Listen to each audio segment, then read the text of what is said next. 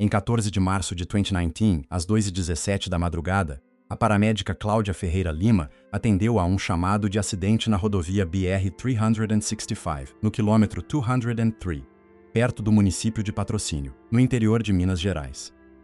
O protocolo recebeu o número SAMU-MG 314 Ninetim. As duas vítimas dentro do carro capotado apresentavam politraumatismo grave. Nenhuma conseguia se mover.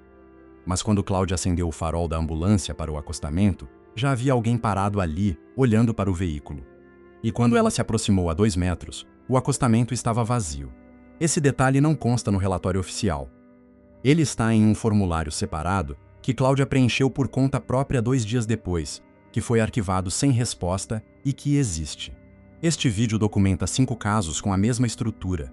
Um socorrista com anos de experiência, um relatório oficial que registra a versão padrão e um documento à parte onde esse socorrista escreveu o que o relatório não dizia. Em 4 dos 5 casos, esse segundo documento foi arquivado, encaminhado para algum departamento ou simplesmente desapareceu do dossiê. No 5º, o detalhe foi removido da ata depois que o socorrista pediu expressamente que fosse incluído. 4 perguntas vão ficar em aberto durante todo este vídeo. O que registrou a câmera de painel da ambulância de Cláudia naquela noite e por que esse material não está no dossiê disponível? O que exatamente encontraram quando abriram o imóvel na Rua das Acácias 418 em Belo Horizonte? Para onde foi o segundo corpo que uma mergulhadora de resgate subiu na represa de Três Marias em 2017? E como terminaram em um barranco da Serra do Caparaó, em Minas Gerais, os objetos de um resgate que já havia sido encerrado 15 dias antes, incluindo um rádio com número de inventário que já existia em outro lugar? As respostas estão no corpo deste vídeo. Todas elas vão levantar algo maior do que a pergunta que resolvem. Antes de entrar nos casos, vale a pena parar um momento no perfil das pessoas que protagonizam esses 5 registros, porque isso muda como se lê o que documentaram. Cláudia Ferreira Lima tinha 9 anos trabalhando em atendimentos de urgência pré-hospitalar quando aconteceu o evento no quilômetro 203. Tinha certificação em suporte avançado de vida concedida pelo Instituto Nacional de Saúde e já havia atuado em acidentes de rodovia em Minas Gerais, São Paulo e partes do Espírito Santo. Sabia exatamente o que se vê em um trecho despovoado às 2 da madrugada em um pedaço da BR-365, onde o próximo ponto habitado em uma direção está a 14 quilômetros. Por isso, quando preencheu o formulário de incidente em comum número INC 316 MG Ninetim, recuperado por meio de solicitação de acesso à informação junto à Secretaria Estadual de Saúde de Minas Gerais em agosto de 2022, não o fez no calor do momento. Fez 48 horas depois. Esperou, processou e decidiu que o que tinha visto merecia registro, mesmo que ninguém tivesse pedido. Rodrigo Mendes Costa tinha 12 anos no Corpo de Bombeiros Militar de Belo Horizonte quando atendeu o incêndio de 7 de setembro de 2021 no bairro Independência. Especialista certificado, responsável pela unidade B12 naquela noite, com experiência em inspeção pós-incêndio de estruturas. A pessoa menos provável de se confundir sobre o que tem à frente dentro de um prédio que acabou de apagar. Marina Lopes da Silva tinha 8 anos como mergulhadora de resgate lotada na base de Governador Valadares, em Minas Gerais, quando realizou a imersão de 3 de novembro de 2017 na represa de Três Marias. 8 anos de resgate subaquático incluem corpos em diferentes estados de decomposição, em distintas profundidades, com diferentes tempos de exposição à água. Marina sabia muito bem o que estava olhando quando disse que o segundo corpo não batia. Ernesto Vargas Almeida, voluntário da Cruz Vermelha Brasileira em delegação de Ouro Preto, com 11 anos de serviço, atendeu o chamado no bairro de Santa Teresa no dia 18 de outubro de 2020. E Sofia Mendes Garcia, coordenadora da Unidade de Busca e Resgate Voluntária de São Francisco de Paula, na Serra Gaúcha, com 9 anos em resgate serrano, foi quem encontrou o acampamento no barranco no dia 8 de dezembro de 2022. 5 pessoas. Experiência acumulada de 49 anos entre elas. Nenhuma apresentou denúncia formal, nenhuma foi objeto de processo administrativo. Seus registros de serviço estão limpos. O que têm em comum é terem decidido, cada uma por conta própria, que o que viveram em um operativo específico não cabia no relatório regular. Isso é o que as une, e é o mais concreto de tudo o que segue. O quilômetro 203 da BR-365 É um trecho reto de aproximadamente 4 quilômetros entre duas curvas suaves, em uma zona onde o Cerrado Mineiro se estende dos dois lados da rodovia sem nenhuma estrutura visível do asfalto. A iluminação naquele ponto é a dos faróis dos veículos que passam. Naquela noite, às 2h17 da madrugada, não passava mais ninguém. Segundo o dossiê SAMU MG314 Ninetim, a central de emergências recebeu o chamado de veículo capotado às 2h09. O chamado foi gerado pelo sistema automático de um celular que ativou o alerta de acidente. A unidade de Cláudia chegou às 2h20.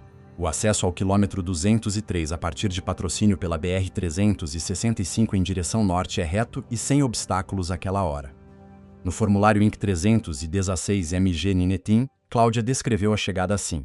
Quando estavam a uns 200 metros do veículo capotado, os faróis da ambulância iluminaram a área e foi nesse momento que viu a figura.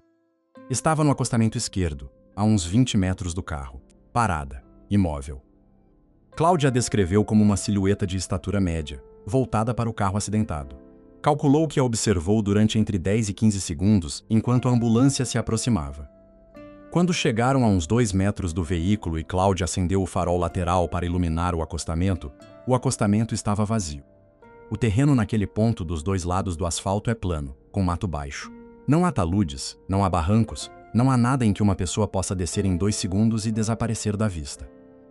O farol lateral da unidade tinha alcance de entre 30 e 40 metros segundo as especificações do equipamento. No formulário, Cláudia escreveu o seguinte: não busco que isso seja investigado.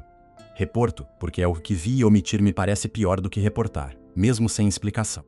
Seus supervisores assinaram o protocolo de recebimento. O formulário foi classificado na categoria de arquivo que, segundo a resposta à solicitação de acesso à informação, normalmente se usa para chamados com animais silvestres. Ninguém nunca respondeu. E aí poderia ficar o caso se não fosse pelo que aconteceu no dia seguinte no hospital. A segunda vítima do acidente, cujo nome não foi divulgado conforme a Lei Geral de Saúde, recuperou a consciência no Hospital Geral de Patrocínio na manhã do dia 14 de março. Cláudia foi fazer o acompanhamento de rotina naquela tarde. Durante essa visita, antes que Cláudia dissesse nada sobre o que tinha visto no quilômetro 203, a paciente perguntou se a pessoa que estava lá fora estava bem. Cláudia perguntou a que pessoa se referia. A paciente respondeu: aqui estava parada olhando para cá. Disse como quem pergunta por um fato que já existe, não como quem busca confirmar algo que imaginou. Cláudia descreveu no formulário exatamente assim. A primeira vítima tinha chegado inconsciente e continuava sedada. A segunda tinha fratura de fêmur e, segundo o dossiê médico, tinha estado inconsciente durante pelo menos os primeiros minutos do acidente. Nenhuma das duas poderia ter se movido do veículo. O acidente, segundo o registro, ocorreu pouco antes das 2h09. A figura no acostamento apareceu às 2h20, quando chegou a ambulância. O dossiê SAMU MG314-19 documenta o atendimento de emergência e o traslado. O formulário INC 316 MG19 é o único lugar onde existe registro do que foi descrito acima. E esse formulário foi arquivado em uma categoria de fauna silvestre. Há um elemento a mais neste caso. A agente reguladora de plantão naquela noite era Ana Paula Costa Mendes. No log de comunicações que sobreviveu à falha do sistema de backup da Secretaria Estadual de Saúde daquele mês, Ana Paula aparece realizando 2 chamadas à base nos 20 minutos seguintes à chegada da unidade de Cláudia ao quilômetro 203. Essas chamadas aparecem no log com hora e número de ramal. Seus conteúdos não foram transcritos. Quando se solicitou o áudio dessas comunicações, mediante a solicitação de acesso à informação, a resposta foi que os registros de áudio daquela data não estavam disponíveis porque o sistema de backup teve uma falha naquele mês e parte dos arquivos se perdeu. A falha do sistema está documentada. Afetou registros de vários dias. O log que sobreviveu, o que mostra as chamadas de Ana Paula Costa Mendes, é um dos fragmentos que não se perdeu. O áudio é o que não existe. Ana Paula Costa Mendes não aparece em nenhum lugar dos 2 dossiês como parte do operativo do quilômetro 203. Aparece unicamente no log de comunicações, fazendo 2 chamadas que ninguém transcreveu e cujos áudios não se conservaram. O que a agente reguladora reportou nessas chamadas não está disponível. Porque chamou 2 vezes em 20 minutos também não tem explicação nos documentos revisados. O segundo caso tem uma data, um endereço e uma imagem que o inspetor de incêndios Marcos Silva Ribeiro tirou como evidência e cujo paradeiro atual não está documentado. 7 de setembro de 2021. Rua das Acácias, número 418, bairro Independência, Belo Horizonte, Minas Gerais. O número do chamado de emergência é 2020 e 197 3847, registrado no sistema CAD do Corpo de Bombeiros Militar de Belo Horizonte. O chamado entrou às 23h44. Vizinhos reportaram fumaça e chamas visíveis em um imóvel de 2 andares que levava pelo menos 6 anos sem uso regular, segundo declarações de vizinhos incluídas no relatório da Diretoria de Bombeiros. A unidade B12 chegou ao local às 23h59. Rodrigo Mendes Costa ia na frente. O controle do fogo levou 42 minutos. O incêndio envolveu a totalidade do primeiro andar e parte da escada. O segundo andar teve danos menores. Rodrigo e o bombeiro, segundo Luiz Alberto Rangel, realizaram a inspeção pós-incêndio da estrutura às 0h53 do dia 8. O que Rodrigo documentou no relatório de turno padrão é exatamente o que corresponde a esse tipo de operativo. Perímetro, controle, inspeção, observações de estrutura. Nada fora do protocolo. O que não está no relatório de turno está na declaração que Rodrigo fez perante o investigador Marcos Silva Ribeiro 4 dias depois do incêndio, no dia 11 de setembro, e que faz parte do dossiê interno número XP, Inc. 920 e 1 bom BH. Nessa declaração, Rodrigo descreveu o quarto dos fundos do segundo andar.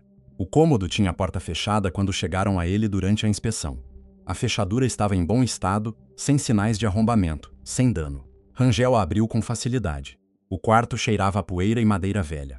As paredes tinham fuligem superficial nas bordas da porta e no teto do batente, o que indicava que o calor tinha chegado ao exterior do cômodo, sem penetrar com força para dentro. Mas as chamas, segundo a estimativa de Rodrigo, não tinham entrado. No centro do cômodo havia uma cadeira de madeira, de encosto reto, sem almofada. Estava voltada para a porta. Sobre a cadeira, havia um porta-retrato de plástico preto com uma fotografia. A fotografia mostrava a fachada do imóvel da Rua das Acácias 418, tirada da calçada da frente, na altura dos olhos. Mostrava a porta principal, as janelas do primeiro andar, a fachada completa.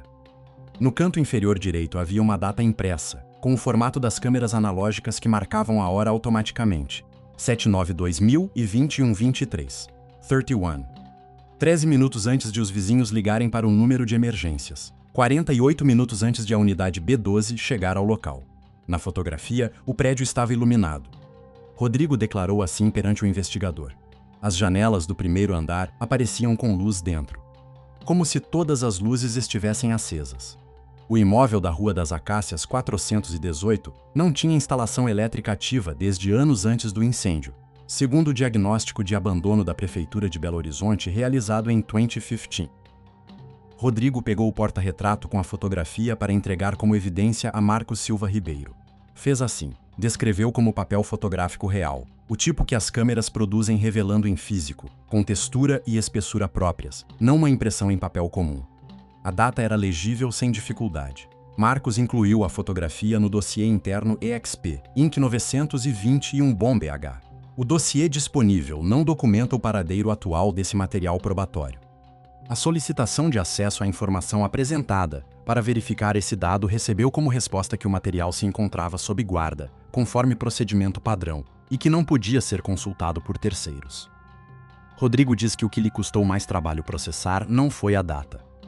Foi que a fotografia estava ali desde antes, e que o cômodo onde a encontraram levava 6 anos sem ser usado, segundo todos os registros disponíveis, mas que a fechadura funcionava perfeitamente. A cadeira estava limpa de poeira no assento, e a fotografia não tinha uma única marca de queimadura. O bombeiro Luiz Alberto Rangel esteve presente no cômodo ao mesmo tempo que Rodrigo. Viu a fotografia. Foi contactado para este vídeo e confirmou ter estado naquele cômodo. Disse que preferia não falar do tema e não forneceu declaração adicional. Sua declaração perante o investigador Marcos Silva Ribeiro não aparece no dossiê disponível. Poucos dias depois do incêndio, Luiz Alberto Rangel foi realocado para outra unidade dentro do mesmo corpo de bombeiros. Rodrigo não pode confirmar se essa realocação teve relação com o que ocorreu na Rua das Acácias. Menciona porque lembra como algo que passou rápido, sem explicação que ele ouvisse. O imóvel da Rua das Acácias 418 foi demolido em janeiro de 2023 dentro de um programa municipal de regularização de imóveis abandonados em Belo Horizonte. Nos registros públicos desse programa, não há indicação de que tenha sido realizada investigação sobre a origem do incêndio, além do dossiê interno mencionado. O proprietário registrado do imóvel nunca foi identificado publicamente em nenhum documento disponível. O município de Três Marias, em Minas Gerais, tem uma represa que leva décadas gerando energia elétrica para o sudeste do país. A represa de Três Marias tem partes com profundidades superiores a 100 metros. No dia 3 de novembro de 2017, a tarefa de Marina Lopes da Silva era recuperar um corpo a 17 metros de profundidade. O relatório da Coordenadoria Estadual de Proteção Civil de Minas Gerais, protocolo CEPS 9317-TRI, documenta o seguinte: um homem de 34 anos caiu de uma embarcação de pesca na noite de 2 de novembro. Seu corpo foi recuperado no dia seguinte às 10h22 a 17 metros de profundidade, nas coordenadas indicadas por testemunhas. Marina realizou a imersão e assegurou o corpo para a ascensão. Traslado aos serviços periciais. Encerramento do operativo. Isso é o relatório oficial. Marina falou para este vídeo com a condição de que não se divulgasse seu município atual de residência. A gravação foi revisada. O que segue vem de suas declarações diretas. Disse que quando chegou ao corpo do pescador aos 17 metros, o encontrou na posição e condição esperadas segundo o relatório preliminar. Um homem em decúbito lateral, com o tipo de flutuabilidade negativa e o início de decomposição consistente com aproximadamente 12 horas na água, assegurou-o. E foi nesse momento, enquanto revisava o entorno imediato como parte do protocolo antes de iniciar a ascensão, que viu o segundo corpo. Estava a menos de 3 metros, de bruços. Os braços colados ao corpo. Marina subiu o primeiro corpo. Informou a equipe na lancha da presença adicional. O coordenador do operativo, o agente da Defesa Civil de Minas Gerais Carlos Eduardo Nunes, indicou que voltasse a descer e verificasse. Marina desceu novamente. O segundo corpo era de uma mulher entre 40 e 55 anos, segundo a estimativa que Marina fez no momento. A roupa estava em um estado que ela descreveu assim: relativamente nova, sem o deterioro que você esperaria se tivesse passado tempo na água. A mulher vestia blusa escura e saia, e usava sapatos de salto baixo, pretos, perfeitamente calçados. Os 2 sapatos, nos 2 pés. Marina tem 8 anos de experiência em resgate subaquático. Sabe o que a água faz aos tecidos e às roupas em distintos tempos de exposição. O que viu não correspondia a um corpo que tivesse passado mais de 48 horas submerso. E a posição também não correspondia a alguém que caiu na água. Não havia postura de queda, não havia a orientação característica de uma pessoa que se afoga e afunda. Estava de bruços, os braços ao lado, os sapatos perfeitamente calçados. Em 17 metros, disse Marina, isso não se mantém assim sozinho. Subiu o segundo corpo. Carlos Eduardo tirou fotografias desde a lancha para o registro. A partir daí, segundo a declaração de Marina, o protocolo padrão foi interrompido. Carlos Eduardo fez uma chamada de rádio à base. O barco de apoio se aproximou. O corpo da mulher foi colocado em uma bolsa para cadáveres e transferido ao barco de apoio. O barco de apoio se afastou. Marina e seu companheiro de mergulho foram trasladados na lancha principal diretamente de volta ao ponto de partida. Não seguiu a cadeia de custódia do segundo corpo. Não viu a que cais foi levado. O protocolo CEPC 9317-3 documenta a recuperação de um único corpo, o do pescador. Na seção de observações, há 2 linhas que dizem que durante a imersão foram afeitos possíveis restos adicionais não identificados e que o material foi reportado às autoridades ministeriais para acompanhamento. Esse parágrafo não inclui nenhum número de relatório ministerial, nenhuma data de encaminhamento, nenhum nome do agente receptor. A solicitação de informação apresentada à Procuradoria-Geral do Estado de Minas Gerais para localizar esse acompanhamento recebeu como resposta que não se encontrou dossiê relacionado com as coordenadas ou a data indicadas. Naquela tarde, Marina tentou falar com Carlos Eduardo sobre o que seguia. Ele lhe disse que as autoridades correspondentes já estavam cuidando. Ela perguntou se alguém tomaria seu depoimento. Ele lhe disse que a avisariam. Ninguém a avisou. 9 dias depois, Marina apresentou por conta própria um relatório adicional à Coordenadoria Estadual de Proteção Civil detalhando as características do segundo corpo. Recebeu o protocolo de recebimento. 3 semanas mais tarde, ao dar acompanhamento, lhe disseram que seu relatório tinha sido encaminhado à Procuradoria. A solicitação de informação à Procuradoria para confirmar esse encaminhamento recebeu como resposta que não se encontrou dossiê associado. Marina deixou o resgate subaquático em 2019. Trabalha atualmente em outra área da Defesa Civil, que prefere não especificar. O que diz que lembra com mais clareza não é a posição do corpo nem o estado da roupa. Diz que o que mais lembra são os sapatos, perfeitamente calçados. Os dois. A gente vê muitas coisas estranhas nessa carreira, diz. Estranhas como as circunstâncias, estranhas como a profundidade, estranhas como o que as pessoas trazem quando as encontramos. Mas aqueles sapatos não pareciam algo que tivesse acontecido. Pareciam algo que alguém tinha decidido. Não disse para gerar efeito. Disse descrevendo o que viu e buscando a forma mais exata de explicar. O bairro de Santa Teresa em Ouro Preto é um desses lugares que tem várias camadas de história acumuladas. Ruas estreitas, muros com reboco que já não lembra sua cor original, casarões onde há flores nas janelas e cães que dormem nos umbrais. No dia 18 de outubro de 2020, era segunda-feira. Às 9h15 da manhã, a central da Cruz Vermelha Brasileira em Ouro Preto recebeu um chamado de pessoa em crise na Rua das Rosas, número 9. O número do chamado é CE 1820-20. Ernesto Vargas Almeida e a auxiliar de enfermagem Daniela Merlin Zarate chegaram ao domicílio às 9h28. Bateram. Abriu uma mulher de aproximadamente 70 anos. Andava bem, falava sem dificuldade, tinha o rosto tranquilo.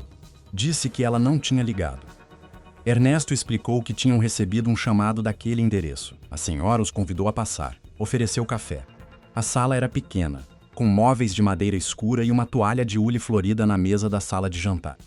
Sobre essa mesa havia vários papéis escritos à mão. Ernesto os viu enquanto esperavam. Não os leu de forma deliberada. Viu os papéis e seu olhar foi para eles, porque é o que se faz quando se tem 11 anos em urgências. Observa o que há em um cômodo. O que viu foi uma lista.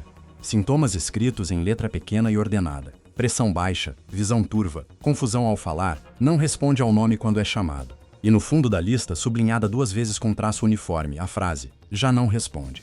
Ernesto reconheceu essa lista.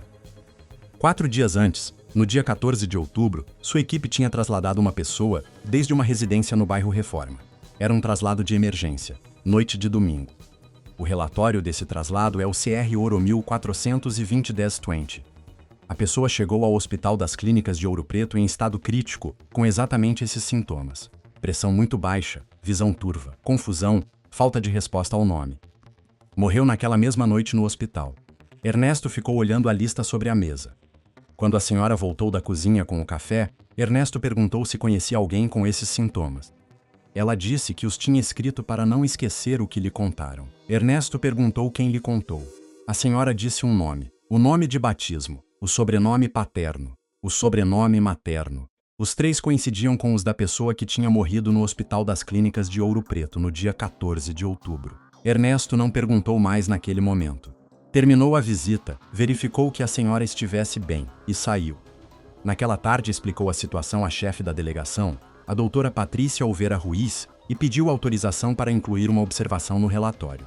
Patrícia disse que documentasse o que tinha visto, sem interpretações. Foi o que fez. O relatório interno diz na seção de observações. Identificaram-se no domicílio documentos escritos à mão com descrição de sintomas clínicos consistentes com os registrados no traslado CR Ouro 1420-1020. A residente do domicílio referiu ter recebido a informação de maneira oral. Não se realizou acompanhamento adicional durante a visita. Recomenda-se revisão pela chefia. Patrícia assinou.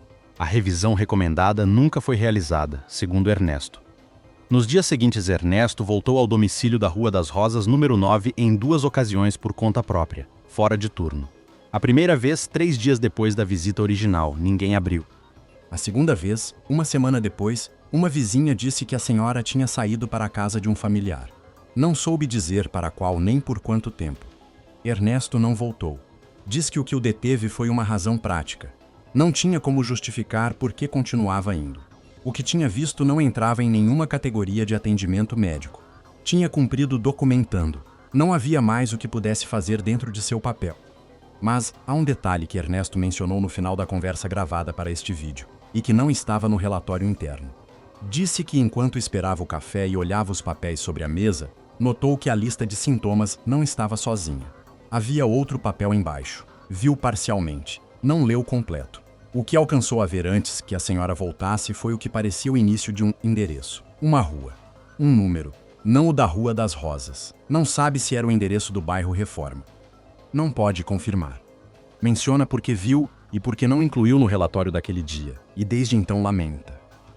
A pessoa que morreu no dia 14 de outubro tinha domicílio registrado no bairro Reforma, a 2,3 quilômetros do bairro de Santa Teresa. Nos dossiês disponíveis não há nenhuma conexão documentada entre essa pessoa e o domicílio da Rua das Rosas número 9. A senhora que abriu a porta naquela segunda-feira nunca foi identificada formalmente em relação ao caso. O quinto caso requer que se explique primeiro o contexto operativo, porque o que torna estranho o achado é entender exatamente como funciona um operativo de busca e resgate na Serra de Minas Gerais. A Unidade de São Francisco de Paula é um grupo de resgate voluntário lotado no município de São Francisco de Paula, na Serra Gaúcha. 8 pessoas com capacitação básica em resgate de montanha e terreno serrano. Sofia Mendes Garcia os coordenava em novembro de 2022, com 9 anos de experiência na região. O município de São Francisco de Paula tem menos de 5.000 habitantes distribuídos em um território majoritariamente serrano. Os operativos de resgate costumam envolver caçadores ou pessoas que saem para coletar e demoram mais do que o previsto. A estrada de terra que conecta com o distrito de Montenegro é um dos acessos à serra que a unidade usa com certa frequência. No dia 22 de novembro de 2022, o protocolo UBR-9 22.2022 ativou a unidade de São Francisco de Paula para localizar 3 homens que não tinham retornado de um passeio de caça. O operativo durou 2 dias. No dia 23 de novembro, às 15h40, Sofia e sua equipe encontraram os 3 homens em bom estado de saúde em um barranco de difícil acesso, a 11,4 quilômetros do ponto de partida. Um deles, o Sr. Genaro Fuentes Lerma, de 52 anos, tinha uma lesão leve no tornozelo direito. A descida pelo terreno irregular ia ser complicada para ele. Sofia lhe emprestou seu rádio de comunicação como medida de segurança para manter contato durante o retorno, caso se separassem do grupo.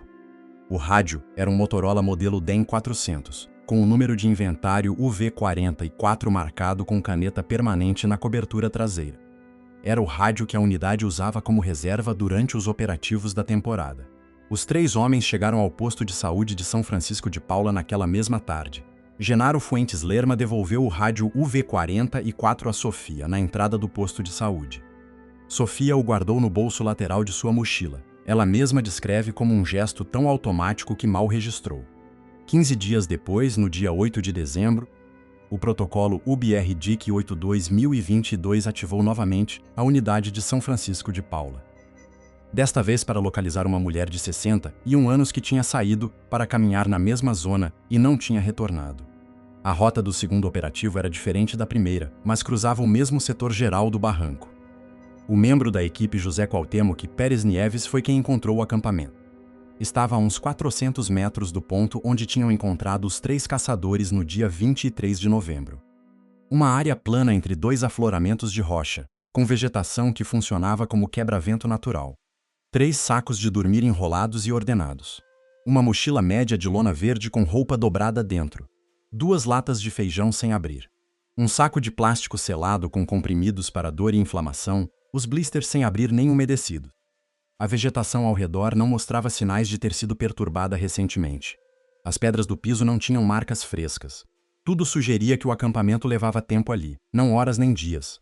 Mas os objetos não mostravam deterioração por intempérie. A roupa na mochila estava seca. As latas sem ferrugem nas bordas. Os comprimidos sem umidade visível.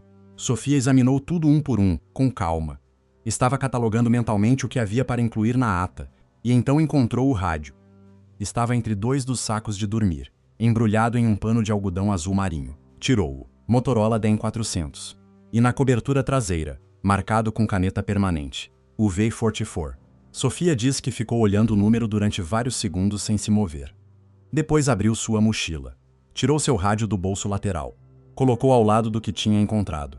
2 rádios Motorola DEM 400. Os 2 com UV44 na cobertura traseira. A letra do marcador era indistinguível entre um e outro. Levou-os à caminhonete. Revisou o inventário de sua unidade que guardava em um caderno. O V44 aparecia registrados uma única vez, com data de alta no inventário de outubro de 2021. Um rádio, um só. O acampamento do barranco não pertencia a nenhum dos 3 caçadores do operativo do dia 23 de novembro. Sofia confirmou pessoalmente por telefone no dia seguinte. Genaro Fuentes Lerma, os outros 2 homens, nenhum reconheceu o acampamento nem os objetos. Há 2 detalhes adicionais que Sofia mencionou na entrevista gravada para este vídeo. O primeiro, quando ligou o rádio do acampamento para verificar se tinha carga, o rádio ligou. Tinha bateria, e estava configurado na mesma frequência que sua unidade tinha usado durante o operativo do dia 23 de novembro. Isso tem um peso que requer contexto. Sofia atribui uma frequência diferente para cada operativo, por protocolo de segurança. Não é uma frequência fixa.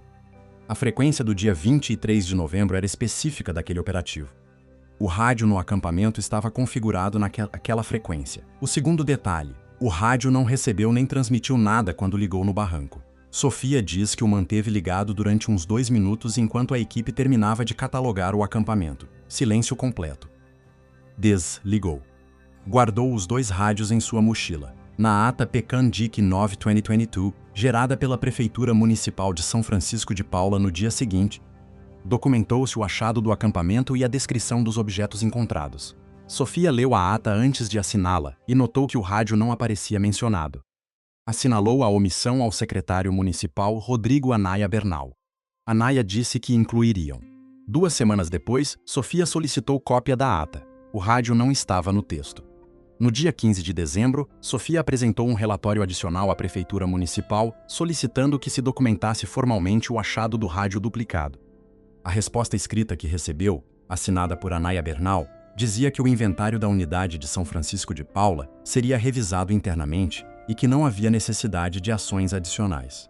Sofia revisou o inventário com a Prefeitura Municipal. O V44 continuava aparecendo registrado uma única vez.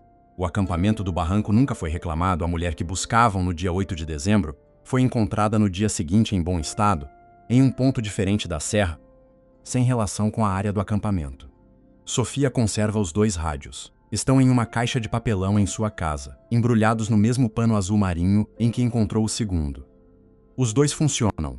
Os 2 ligam. Os 2 têm bateria. Há algo que os 5 casos têm em comum, que não é a natureza do que cada socorrista viu. O que tem em comum é o que aconteceu depois. Nos 5 casos existe um relatório oficial que registra a versão padrão do operativo. E nos 5 casos existe um documento adicional, gerado pelo próprio socorrista, que registra o que esse relatório oficial não menciona. Em 4 dos 5 casos, esse segundo documento foi arquivado em uma categoria incorreta, encaminhado sem acompanhamento verificável, ou simplesmente não incorporado ao dossiê principal apesar de ter sido recebido. No 5º, o detalhe foi eliminado da ata depois que o socorrista solicitou expressamente que fosse incluído. Isso não é evidência de nada em particular. O que faz é levantar uma pergunta sobre o procedimento que cada um pode examinar à sua maneira. Voltamos brevemente ao caso de Cláudia para fechar o fio que ficou aberto no início. O formulário INC 316-MG19 tem um parágrafo final que não foi mencionado antes. Depois de descrever a figura no acostamento e o detalhe da segunda vítima perguntando por ela no hospital, Cláudia escreveu algo mais. O que segue é uma transcrição desse parágrafo, recuperado do formulário disponível. O único que posso acrescentar é que quando a paciente me perguntou pela pessoa que estava lá fora, disse antes que eu dissesse nada sobre o que eu mesma tinha visto. Perguntou como se pergunta por alguém que ambas devíamos saber que estava ali, não como se estivesse imaginando, como se fosse um fato que já existia entre as duas e eu só não tivesse confirmado ainda. Esse parágrafo está no formulário de incidente incomum, arquivado na categoria de fauna silvestre, assinado no protocolo de recebimento. Sem resposta. Cláudia Ferreira Lima continua trabalhando em atendimentos de urgência em Minas Gerais. Rodrigo Mendes Costa está em atividade no Corpo de Bombeiros Militar de Belo Horizonte. Marina Lopes da Silva trabalha na Defesa Civil em uma área não relacionada com o resgate subaquático. Ernesto Vargas Almeida continua como voluntário na Cruz Vermelha Brasileira em Ouro Preto. Sofia Mendes Garcia segue coordenando a unidade de São Francisco de Paula na Serra Gaúcha. Os 5 têm dossiê limpo. Os 5 têm anos mais de experiência desde os eventos descritos. E os 5 preencheram, por conta própria e sem que ninguém pedisse, um documento que registrava o que o relatório oficial não podia conter. Isso é o que se sabe. O resto, incluindo o paradeiro da fotografia da Rua das Acácias 418, o destino do segundo corpo da represa de Três Marias, e quem armou o acampamento do barranco de São Francisco de Paula com um rádio que já existia em outro lugar. Não tem resposta nos documentos disponíveis. Se isso te chegou e ficou dando voltas, já sabes que estás no lugar certo. O próximo vídeo documenta 3 bairros em cidades do centro do Brasil, onde os chamados de emergência de um período de 2 anos mostram um padrão que nenhuma das dependências envolvidas explicou publicamente. Está na tela. Nota: este vídeo foi construído em formato documental de investigação. Os dossiês, protocolos, nomes e instituições mencionados são elementos narrativos construídos sobre estruturas reais de documentação de emergências no Brasil. Os casos, pessoas e detalhes específicos são reconstruções fictícias com fins de entretenimento. O que corresponde a referentes reais são os procedimentos, tipos de documentação e estruturas institucionais mencionados. Alguns elementos do relato não puderam ser verificados de forma independente porque fazem parte de uma narrativa criada para este formato.